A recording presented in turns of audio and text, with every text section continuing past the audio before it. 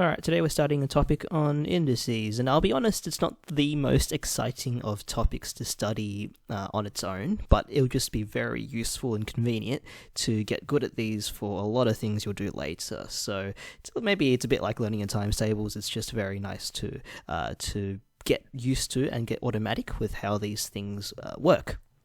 Alright, so what do we mean when we say something like A cubed? It means that 3 copies of A are being multiplied together.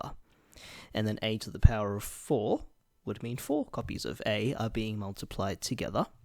Then if we say multiply A cubed by A to the 4, it means that 3 copies of A are being multiplied by 4 copies of A.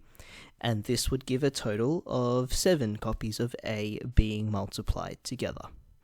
And so in general, the pattern would be that if we're multiplying things like A cubed by A4, then we can just count how many A's are being multiplied in total by just adding those powers of 3 and 4, giving the answer of A7.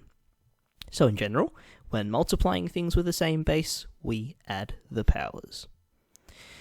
Now for the opposite, which is division, let's take A5, which would mean 5 copies of A multiplied together, and A square, which is 2 copies of A multiplied together. It's easiest to think of A5 divided by A square as a fraction, and in general, whenever I see division with algebra, I think it's just easiest to write it as a fraction and deal with it that way. And so we have 5 copies of A upstairs and 2 copies of A downstairs. Then these 2 copies will cancel with 2 of the A's upstairs, and so only 3 copies survive on top.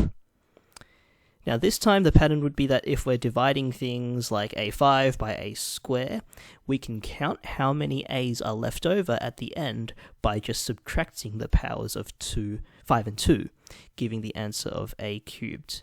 Now in general, if there's fractions of these powers, it's just easiest to write them out and cancel what you can and see what's left. Just be careful of whether the survivors are upstairs or downstairs. Okay, so for more complicated expressions, just keep it in the fraction and then cancel off what you can. But in general, when dividing things with the same base, we subtract the powers, and those are the first 2 index patterns you would have seen probably last year. Okay, but that's all for this video. Thanks for watching, and I'll see you next time.